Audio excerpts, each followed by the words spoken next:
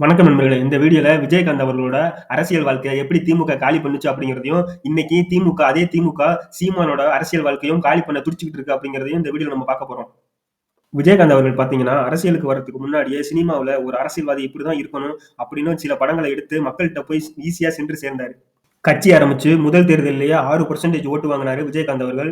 அவர் கட்சி அதே கண்டிஷன்ல தனிச்சே நின்றிருந்தாருன்னா, அவர் வேற லெவல்ல வந்திருக்கலாம். ஆனா அவர் என்ன பண்ணாருன்னா, ஏடிஎம்கேவோட கூட்டணி வச்சாரு. கூட்டணி வச்சு தான் அவர் பண்ண மிகப்பெரிய தப்பாவே அன்றைய காலங்கள்ல மக்களால பேசப்பட்டது.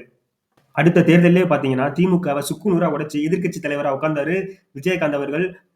இதை பொறுத்துக் கொள்ளாத திமுக, விஜயகாந்த் அவர்கள் அரசியல் வாழ்க்கையை முடிவுக்கு கொண்டு வர மீடியாவை பயன்படுத்தி, இவர் ஒரு குடிகாரர் என்று மக்களிடம் கொண்டு சேர்த்தது.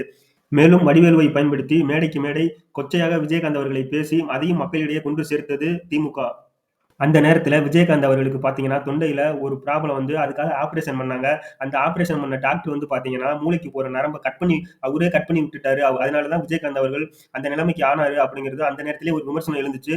அத ஊர்ஜிதப்படுத்தும் வகையில இன்னைக்கு வந்து பார்த்தீங்கன்னா, ஏகலைவன் அவர்கள் பார்த்தீங்கன்னா, அவரோட மீடியால அவர் வெளிப்படையா பேசியிருக்காரு.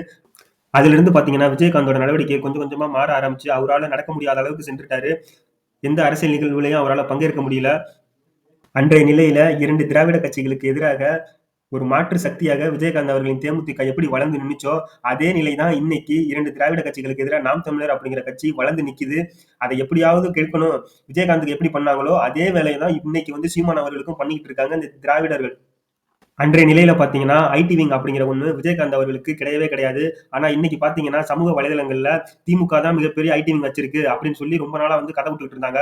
ஆனா இன்னைக்கு பார்த்தீங்கன்னா, தமிழகத்திலேயே வந்து மிகப்பெரிய கட்சி, அதாவது ஐடி விங்ல இருக்கு அப்படின்னு பார்த்தீங்கன்னா, நாம் தமிழர் கட்சி தான். அவங்க தான் இன்னைக்கு வந்து ட்ரெண்டிங்ல நம்பர் 1ல இருக்கிறாங்க. அதனால அவங்கள Twitterலயோ, Facebookலயோ அவங்களால அசைச்சுக்கவே முடியாது. அந்த லெவல்ல வளர்ந்து நிக்கிறாங்க நாம் தமிழர் தம்பிகள். இதுவே உங்களுக்கு ஒரு மிகப்பெரிய பலமாக பார்க்கப்படுகிறது. ஏனென்றால், அன்றைய காலகட்டத்தில் விஜயகாந்த் அவர்களை ஒரு குற்றச்சாட்டு வைத்தாலோ, ஆனால் நிரூபிப்பதற்கு அன்றைய வழி இல்லை. ஆனால் இன்னைக்கு பார்த்தீங்கன்னா, சமூக வலைதளங்கள்ல உடனே அடுத்த 10 செகண்ட்லயே வந்து பார்த்தீங்கன்னா, அதற்கான ஆதாரங்களை தேடி எடுத்து செருப்படி குடுக்கிறார்கள் நாம் தமிழர் தம்பிகள், உடன்பிறப்புகளை.